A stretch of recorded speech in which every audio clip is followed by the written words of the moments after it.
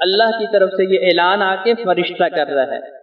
तो भाइयों, अब ये ऐलान मेरे और आपके लिए है कि हमें अल्लाह की बगावतें छोड़नी हैं, क्योंकि हम इंसान ईमान के लिहाज से बड़े कमजोर हैं। कुर्बे क़यामत का वक्त है, हर लम्हा शैतान हमें रब से दूर करने की कोशिश में लगा हुआ है। सरतोड़ कोशिश है उसकी कि अल्लाह के बंदे अल्लाह के न रहे, मेरे बन जाएं, ये सिराते मुस्तकीम पे न चले, ये सिराते जहीम पे चले, कि जन्नत के वारिस न रहे, कि जहन्नम का ईंधन बन जाए। तो शैतान की सरतोड़ कोशिश है। तो अल्लाह का मुल्हाकिमीन ने ये नेकियों का मौका हमें देने का जो है वो वक्त आ चुका है। जरा देखिए कि कितने ही हमारे आइज़ा व क़ारिबीन, हमारे दोस्त अहबाब, हमारे अपने प्यारे जो गुज़िश्ता रमज़ान मुबारक में हमारे पास मौजूद थे, ये सआदत उन्हें भी नसीब हुई थी, ये महीना उन्हें भी नसीब हुआ था। उन्होंने नमाजें भी पढ़ी, उन्होंने रोजे भी रखे, उन्होंने कुरान की तिलावतें भी की, जिक्र और अज़कार भी किए, हर नेकी के मौके से फायदा उठाया। लेकिन भाइयों, आज वो हम में नहीं है, आज वो हमें नजर नहीं आ रहे। वलन युअख्खिरुल्लाहु नफ्सन इज़ा जाअ अजलुहा, क्योंकि अल्लाह का फैसला है, अगर वो गए हैं तो भाइयों रहना हमने भी नहीं है। मुमकिन है कि हम में से भी बहुत सारे आइंदा रमजान ना देख सकें। अगर अल्लाह हमें वो रहमतों का महीना अता फरमा रहे हैं, अगर अल्लाह हमें वो बख्शिशों का महीना अता फरमा रहे हैं, अगर अल्लाह की रहमतों बख्शिशों का और अतायात का जब महीना हमें मिल रहा है, तो इसके अंदर हमें अभी से कोशिश करनी है, इरादा करना है और रब से तौफीक मांगनी है कि अल्लाह जो फरिश्ते ने आके ऐलान किया था कि रब की नाफरमानी वाला बंदा रब की नाफरमानी छोड़ दे, अल्लाह मैं तुझसे वादा करता हूँ कि इस रमजान मुबारक की बरकत से आज के बाद रब मैं तेरी नाफरमानी नहीं करूंगा। क्यों भाइयों, ये वादा रब से करते हैं कि अल्लाह नेकियों का मकसद क्या है, लअल्लकुम तत्तकून। अल्लाह ये चाहते हैं कि ईमान बढ़े, तकवा बढ़े। इससे होगा क्या, रब का कुर्ब मिल जाएगा, रब की नजदीकी मिल जाएगी। अल्लाह के नजदीक जाने से हम अल्लाह के वली बन जाएंगे। फिर शैतान लाख कोशिश भी कर ले, लाख हरबे भी चला ले, फिर हमें वो रब से दूर नहीं करेगा, रब की कुर्बत से दूर नहीं करेगा, रब की रहमत से दूर नहीं करेगा। वो कब होगा, जब हम रब से ये वादा करेंगे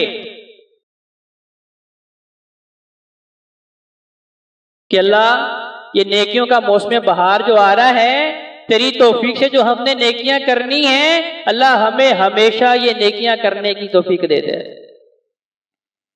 अल्लाह जितनी बुराइयां रोजे की बरकत से मैं छोड़ूंगा, क्योंकि भाइयों ये रमजान मुबारक का महीना जो है ये प्रैक्टिस का महीना है, ये मश्क का महीना है, ये तजर्बे का महीना है। रोजे के मकासद नबी करीम सल्लल्लाहु अलैहि वसल्लम ने फरमाया कि एक बंदा उसने रोजा रखा है, अब उसे कुछ झगड़ा करने आ जाता है, तो वो क्या करे, उसे झगड़ा करे? फरमाया नहीं नहीं, उसे कहे इन्नी साइमुन, भाई मैं झगड़ा नहीं कर सकता, मैं गुस्सा नहीं कर सकता।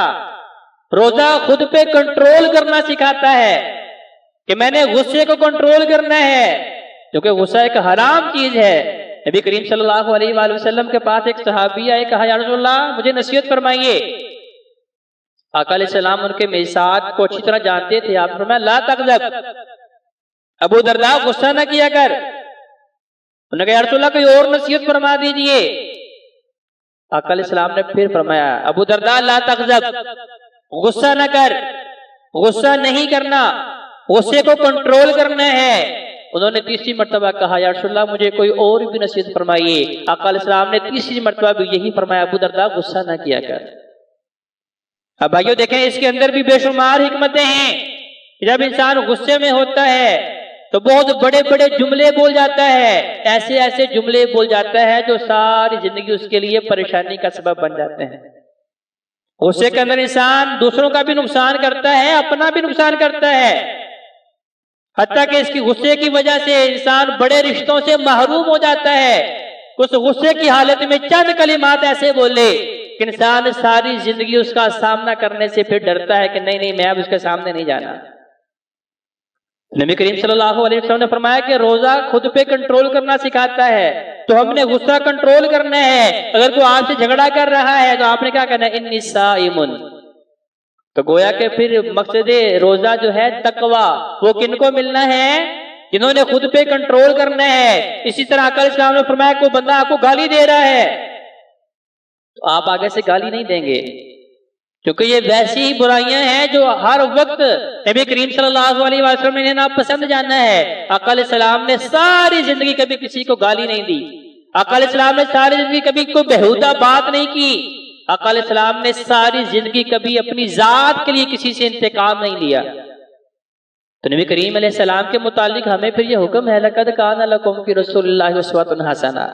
तो भाई ये सारी खूबियां, इस्लाम की खूबियां, ईमान की खूबियां, अकल इस्लाम के अखलाक की खूबियां कैसे पैदा होंगी? इस रोजे की बरकत से हो सकती हैं जब हमें मकसद रोजा की समझ आ जाए। तो अकाशा ने फरमाया गुस्सा नहीं करना, गाली नहीं देनी, झगड़ा नहीं करना, और फरमाया झूठ भी नहीं बोलना। ये झूठ वाली बुराई हज़रत जी वक़ार हमारे अंदर इस हद तक सरायत कर गई है कि घर में बाप बेटे से झूठ बोल रहा है। तो बेटे ने काम कहा, अब्बा जान मेरा ये काम करना है, तो अब याद नहीं रहा या कोई उज़र बन गया कि वो काम नहीं कर सका, तो सच बोलना चाहिए। या बेटे के सामने अपने किसी दोस्त से फोन पे बात कर रहा है, वो पूछता है हाँ जी मोहतरम कहाँ पहुंचे हैं? कहते हैं बस आप पहुंचे, मैं पहुंचने ही वाला हूँ, रास्ते में ही हूँ। इसका मतलब क्या है कि हम अपने बच्चों को खुद बता रहे हैं कि झूठ का सहारा लेना चाहिए।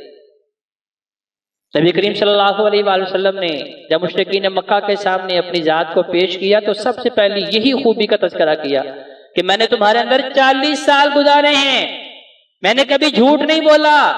तो सबने इकरार भी किया मा जर्रबना का इल्ला सिद्का, हमने आपको हमेशा सच्चा पाया है। तो अल्लाह भी ये चाहता है कि रोजा रखने वाला सच बोले, सादिक हो, उसकी जुबान पे झूठ ना हो। अगर रोजा रखने के बावजूद मैंने रोजा रखा, मैं झगड़ा भी कर रहा हूँ, मैंने रोजा रखा, मैं गालियां भी दे रहा हूँ, मैंने रोजा रखा, मैं गुस्सा भी कर रहा हूँ, मैंने रोजा रखा, और बात मेरी जुबान पे झूठ भी आ रहा है, गीबतें भी आ रही हैं, लोगों की पकड़ियां भी उछल रही हैं, बहतान भी लगाई जा रहा हूँ, तो नबी करीम अलैहिस्सलाम शाह फरमाते हैं बहुत सारे लोग ऐसे हैं जो रोजा रखते हैं लेकिन सिवाय भूख और प्यास की बर्दाश्त के अलावा उन्हें अल्लाह से 1% भी फायदा होता। क्योंकि भाइयों अल्लाह क्या चाहता है? अल्लाह ये नहीं चाहता कि अल्लाह के बंदे भूखे रहे। अल्लाह चाहता है कि वो जो भी अमल रब की रजा के लिए करें उन्हें उस अमल की वजह से रब की कुर्बत मिले। लअल्लकुम तत्तकून, अल्लाह मुत्तकी बनाना चाहता है, अल्लाह परहेजगार बनाना चाहता है, अल्लाह इबादुर रहमान चाहता है। अल्लाह कहता है मेरे बनो। तो वो कैसे बनेंगे? कि भाइयों जब हमें मकसद रोजा, फलसफे रोजा समझ आ जाए।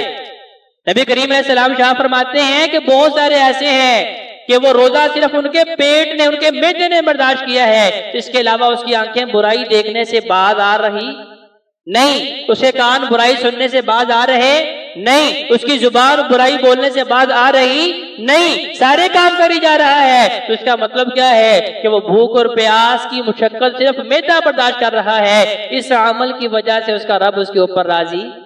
लअल्लकुम तत्तकून, अल्लाह क्या चाहता है कि मेरे बंदे मुत्तकी बने, परहेजगार बने।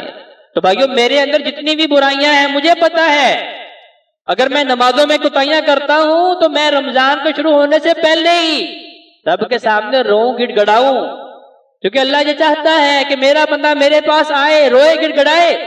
देखें आज परेशानी के आलम में हर बंदा परेशान है, और दूसरे के जब मुलाकात होती है तो अपने अपने रोने बंदा रोता है कि भाई मेरे बच्चों का कारोबार नहीं चल रहा, मेरे घर में मेरा बेटा, मेरा पोता बीमार है, मेरी पोती बीमार है, ये मुश्किल है, मेरी बहू नाफरमान है, मेरा बेटा नाफरमान है, मुख्तलिफ किस्म के मसाइल हैं, लोगों के सामने रो रहे हैं। हालांकि उसका फायदा नहीं है, कोई उसका हमें जरिया सबब नहीं बता सकता कि आप इस मुश्किल से कैसे निकल सकते हैं। इन मुश्किलात से निकालने वाला अल्लाह जो हर रात को अपने बंदों को पुकार रहा है कि आओ मेरे सामने, अपनी परेशानियां मेरे सामने रखो, मेरे सामने रो, गिड़गड़ाओ, मैं तुम्हारी परेशानियों को, तुम्हारे ऊपर आने वाली आफात को, मुसीबतों को, आजमाइशों को आसानियों में बदलने का मुंतज़िर हूं। लेकिन शर्त क्या है कि मेरे सामने आके तुमने रोना है।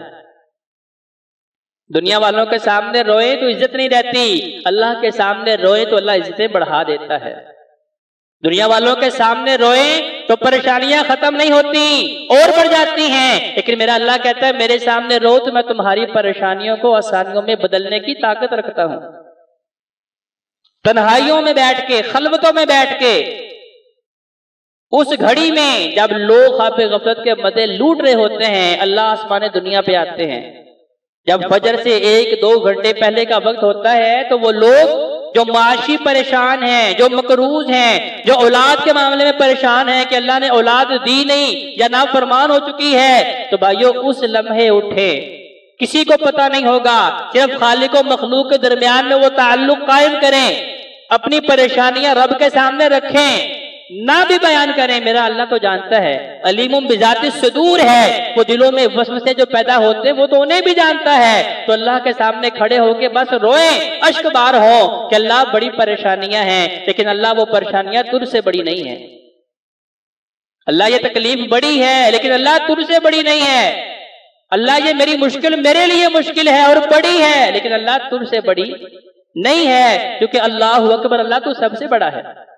तो भाइयों रमजान से पहले पहले अपने जहनों को, अपने दिलों को तैयार करें कि अल्लाह जितनी भी कोताहियां मैंने करनी, 50, 60, 70, 80 साल जिंदगी जो मैंने गफलत में गुजारी, जैसे पहले जितने भी रमजान आए हैं और मैंने उनको नसीहत नहीं बनाया, इबरत नहीं बनाया, रब तुमसे तौफीक नहीं मांगी कि अल्लाह मुझे सही मानों में ईमान वाला बना, सही मानों में मुत्तकी बना, सही मानों में रोजा रखने वाला और सही मानों में नमाज पढ़ने वाला बना। भाई अगर ये 4 खूबियां मुझे मिल गई कि मेरे दिल में ईमान आ जाए, मेरे दिल में रब का खौफ पैदा हो जाए और सही मानों में नमाज पढ़ने वाला और रोजा रखने वाला बन गया, तो भाइयों इसका मतलब क्या है कि मैं सही मानों में अल्लाह वाला बन गया हूं। तो ये 4 दुआएं आज सब ने अल्लाह से जरूर करनी है रमजान शुरू होने से पहले पहले कि अल्लाह ये 4 खूबियां मुझे अता फरमा। अल्लाह के हुजूर दुआ है कि अल्लाह मैं सही मानों में कुरान और नबी सलाम के फरमान को पढ़ने की, समझने की और उसके ऊपर अमल करने की तौफीक अता फरमाए। अक़ूलु क़ौली हाज़ा अस्तग़फ़िरुल्लाह ली व लकुम व लिस्साइरिल मुस्लिमीन वल मुस्लिमात।